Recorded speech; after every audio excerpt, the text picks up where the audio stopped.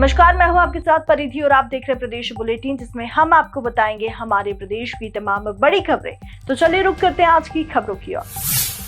काम के बोझ तले दबी आशा पर्यवेक्षक पर आयुष्मान कार्ड बनाने को लेकर अत्यधिक दबाव बनाया जा रहा है, जबकि कार्य कंप्यूटर ऑपरेटर या तकनीकी कौशल से संबंधित विभाग का है। इसके कारण आशाओं के निर्धारित कार्य संपादित नहीं हो पा रहे। जिले भर के आशा कार्यकर्ता मुख्य चिकित्सा स्वास्थ्य अधिकारी कार्यालय पहुंची। कई ऐसी कार्यकर्ता है जो आयुष्मान कार्ड नहीं बना सकती।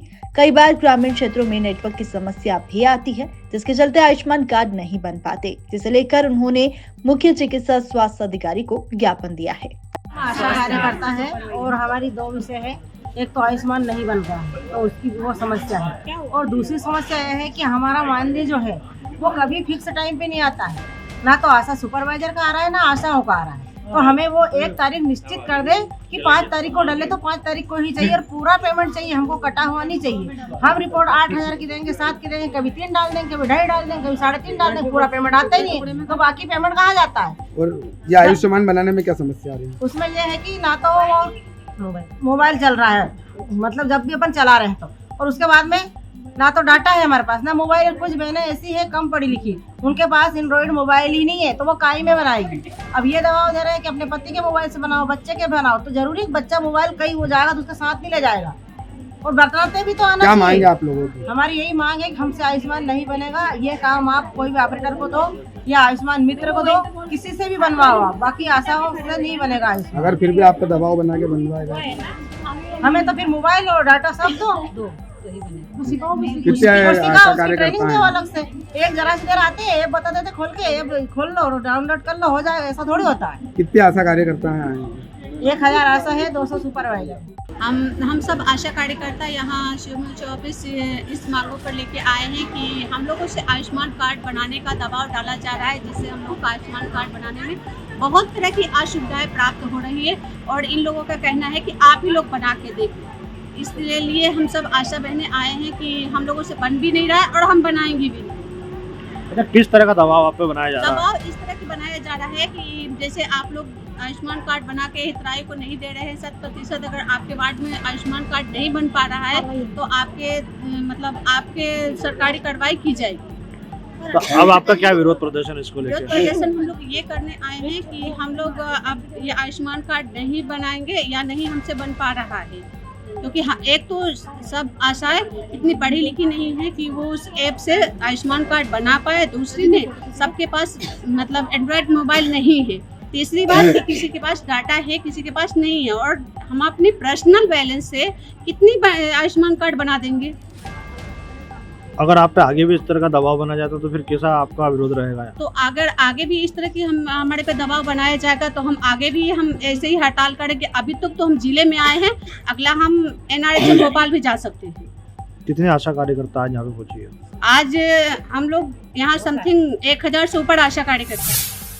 प्रतिवर्ष अनुसार इस वर्ष भी पतंग उत्सव मनाया जाएगा, जिसे लेकर हिंद रक्षक संगठन द्वारा प्रेस वार्ता का आयोजन किया गया है, जहां संस्था के पार्षद मनीष सेन ने बताया कि हर वर्ष की तरह इस वर्ष भी पतंग महोत्सव मनाया जाएगा।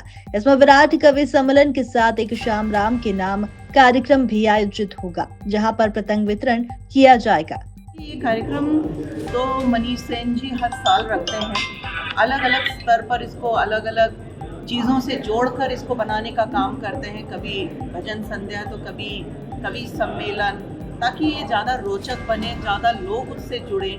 इस बार इस पतंग उत्सव को उनके साथ हिंद रक्षक संगठन ने कवि सम्मेलन के साथ जोड़कर किया है, पर उसका महत्व कम नहीं होता है। इसको महत्व बढ़ाने के लिए कवि सम्मेलन उसमें जोड़ा गया है, और कवि सम्मेलन भी प्रभु श्री राम के चरित्र पर आधारित रहेगा।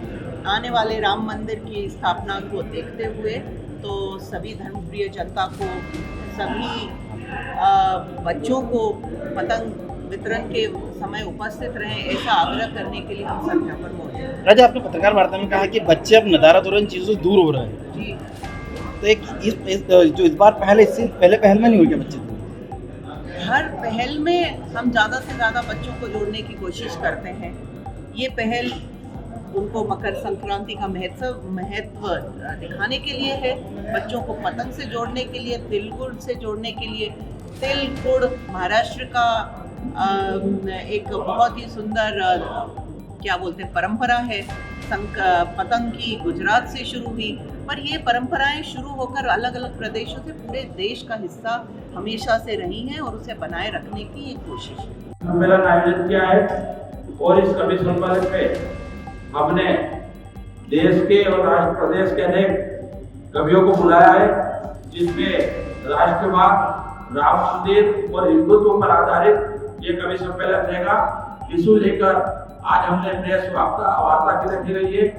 हम आप सभी का पुनः मैं स्वागत करता हूं और आप सभी से निवेदन करता हूं कि आप सभी के स्वच्छ शहर इंदौर में राशन माफिया जमकर पैर पसार रहे हैं। वहीं शहर के समाचार शुक्ल नगर में MIC मेंबर और भाजपा पार्षद मनीष मामा शर्मा ने सूचना के बाद एक ऑटो रिक्शा को रोका तो उसमें बड़ी मात्रा में राशन का अनाज कहीं ले जाया जा रहा था।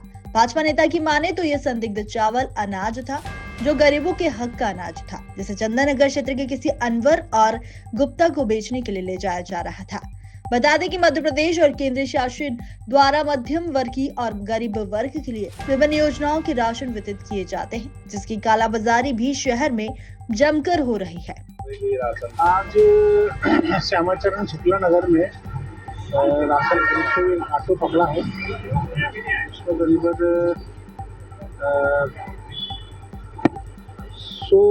1,000 किलो माल और 10 कुंटल के आसपास माल है उसमें। आज हमने उसको चावल पकड़े हैं और इनको फिर फूड इंस्पेक्टर और फूड डिपार्टमेंट की टीम और थाने के सुपुर्द कर दिया। और यह सुबह हमें सूचना मिली थी कि श्यामाचरण शुक्ला नगर में कोई अनाज खरीदने आया हुआ है और बाइक द्वारा आवाज़ लगा रहा था वो कि क्या हो अनाज दे दो भेज दो। तो उसको हमने तत्काल जाके मौके पर पकड़ा और उसको पुलिस के हमसे हमें लगातार ऐसे मामले सामने आ रहे हैं, तो क्या कोई कदम नहीं उठाया? आज भी जैसे हमने उससे पूछा तो कोई अनवर है और कोई गुप्ता है। पिछली बार भी जो 2 दिन पूर्व जो पकड़ाया था उद्योग नगर में, उसने भी उनके नाम लिया था। रामबली नगर में कोई गुप्ता है और एक अनवर करके है, लेकिन अभी तक वो फूड डिपार्टमेंट को बोला है कि इनकी जाँच करें।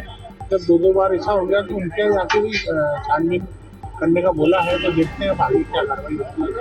शहर में और भी ऐसे लोग घूम रहे हैं जिनकी सूचना आ रही है। बिल्कुल उनको मैंने आपको जैसा बोला था कि हम तो पकड़ेंगे जाते हैं, हमने शुरू कर दिया हमारा अभियान। खाद्य विभाग की टीम लगातार हमेशा आप बुलाते हो तो टाइम पे पहुंचती बिल्कुल समय में आ जाती है। पिछली बार थोड़ा सा लेट हुए थे, लेकिन आज तत्काल मौके पर फूड डिपार्टमेंट की टीम आ गई, तत्काल आ गई थी, तत्काल पुलिस आ गई थी और हमने उनको सुपुर्द कर दिया। मुख्यमंत्री मोहन यादव द्वारा विभागों की समीक्षा बैठक ली जा रही है तथा समय सीमा में काम पूरा करने के निर्देश भी दिए जा रहे हैं। राजस्व मंत्री करण सिंह परमार ने कहा कि व्यवस्था भ्रष्टाचार मुक्त होनी चाहिए। देखिए, आज माननीय मुख्यमंत्री जी ने समीक्षा मीटिंग में सभी विभाग की समीक्षा की है। सबको निर्देशित किया कि समय सीमा के अंदर काम। मेरे अपने विभाग में नामांकन, बंटवारा, सीमांकन जो भी मामले हैं समय से हो।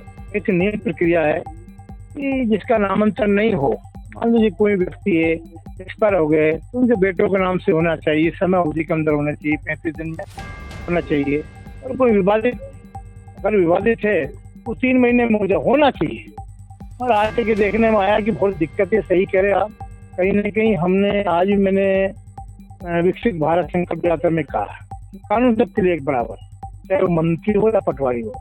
हमारा सबसे पहला लक्ष्य होगा, हमारे मोदी साहब ने कहा है, हमारे देश के प्रधानमंत्री जिन्होंने, क्योंकि लोग प्रीत हैं और लोग उनसे श्रद्धा भी रखते हैं, और उनका कि भ्रष्टाचार मुक्त होना चाहिए। अगर भ्रष्टाचार जरा से भी यहाँ से हुआ तो फिर वहाँ होगा, यहाँ से बिल्कुल नहीं होगा। आप जानते हो, पहले में था, मेरी अपनी गाड़ी भी मंत्री की है, करण गाड़ी नहीं तो मंत्री बैठ सकते हैं। ग्वालियर हाईकोर्ट की ग्वालियर खंडपीठ ने स्कूल शिक्षा विभाग की प्रमुख सचिव रश्मि अरुण शमी, आयुक्त लोक शिक्षण संचालनालय अभय वर्मा और जिला शिक्षा अधिकारी गुना को 17 जनवरी को आदेश का अनुपालन नहीं करने की स्थिति में कोर्ट में मौजूद रहने के आदेश दिए हैं। दरअसल गुना के जिले भर में पदस्थ करीब 24 चपरासियों ने अपने नियमितीकरण को लेकर एक याचिका 2021 में दायर की थी। द्वारा एक रिट याचिका लगाई गई थी 3 वर्ष के उपरांत नियमित वेतनमान दिए जाने बाबत। कोर्ट ने आदेश किया गया तो उसका पालन नहीं किया गया, तो पालन के खिलाफ उन्होंने अवमानना आवेदन लगाया। अवमानना आवेदन में 15 दिन की अंडरटेकिंग दी गई थी। उस अंडरटेकिंग के उपरांत भी उन्होंने कोर्ट का आदेश का पालन नहीं किया। दोबारा से उसमें कंटेम्प्ट पिटीशन में एक एप्लीकेशन लगा के आवेदन प्रस्तुत किया गया है कि 15 दिन बीतने के उपरांत भी माननीय न्यायालय के आदेश का पालन नहीं किया गया है। तो माननीय न्यायालय ने आदेश जारी किया गया है कि कमिश्नर DPI और प्रमुख सचिव स्कूल शिक्षा विभाग को 17 तारीख को पालन प्रतिवेदन प्रस्तुत करें, अन्यथा 17 तारीख को हाजिर रहें। इंदौर में फिर एक बार रिश्तों को तार तार कर देने वाला मामला सामने आया है, जिसमें एक सौतेले बेटे ने ही अपनी दूसरी मां से छेड़छाड़ की घटना को अंजाम देते हुए मारपीट कर तोड़फोड़ की घटना को अंजाम दिया। पूरे मामले में पुलिस ने सौतेली मां के कहे अनुसार विभिन्न धाराओं में प्रकरण दर्ज कर जांच पड़ताल शुरू की है। द्वारकापुरी थाना क्षेत्र में एक मामला सामने आया है, जिसमें पीड़िता महिला के द्वारा बताया गया कि उनका सौतेला बेटा, जिसका नाम स्मित गौतम है, वो स्मित पातम है, वो उसका YouTube चैनल है जिस पे वो अलग अलग प्रकार के वीडियोस बनाता है। और उन्हीं वीडियोस बनाने के लिए कई बार उसके घर पे अनजान लड़के और लड़कियां आते हैं, जिस पर से उसकी सौतेली माँ के द्वारा आपत्ति ली गई थी। और इसी बात को लेकर के दोनों के बीच में विवाद हुआ। विवाद के दौरान में आरोपी के द्वारा उनके साथ मारपीट करी गई और डराया धमकाया गया। उसके बाद बुरी नीयत से छेड़छाड़ भी करी गई। इस पर शिकायत मिलने से मामला पंजीबद्ध किया गया, वैधानिक कार्रवाई की गई।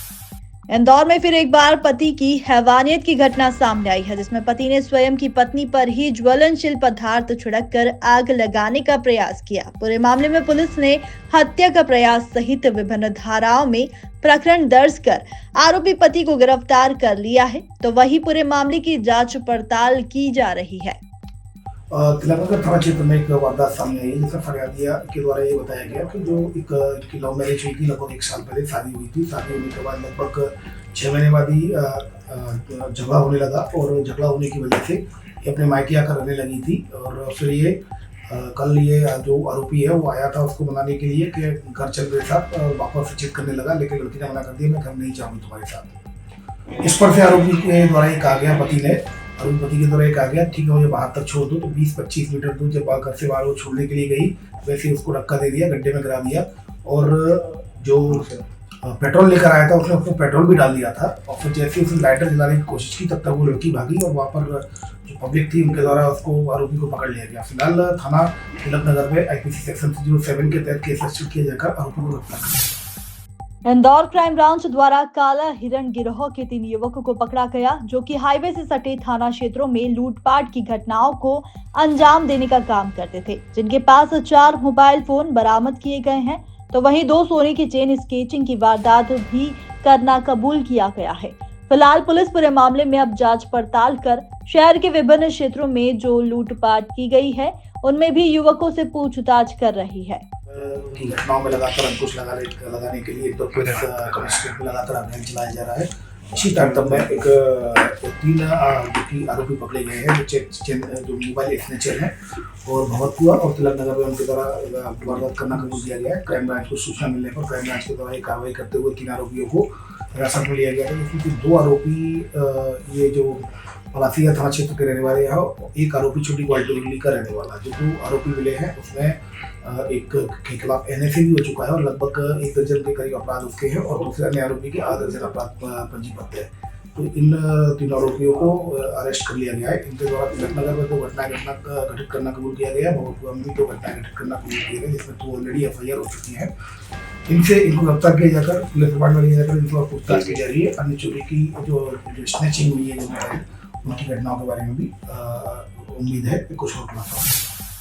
मध्य प्रदेश की राजधानी भोपाल में एक आवारा कुत्ते के आतंक से लोग काफी परेशान हो गए हैं। मंगलवार की रात को एक काले रंग के कुत्ते ने MP नगर जोन 1 स्थित प्रेस कॉम्प्लेक्स में 21 लोगों को काटा।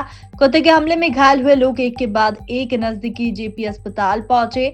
बताया जा रहा है कि घायलों की संख्या अधिक होने से यहां रेबीज इंजेक्शन भी कम पड़ गए। लगातार जिन क्षेत्रों से शिकायतें आती है उन क्षेत्र में डॉग स्क्वाड हमारी तैयार रहती है और वहाँ पर कुत्तों को पकड़ने का काम भी करेगी और उनकी नसबंदी पे भी काम करेगी, वैक्सीनेशन पे भी काम करेगी। आपने जो घटना संज्ञान में लाए हैं उस क्षेत्र के भी कुत्तों को पकड़ने के लिए निगम अपने काम करें। और आज के लिए इतना ही। ऐसी तमाम खबरों को जानने के लिए आप देखते रहिए मृदुभाषी प्रदेश।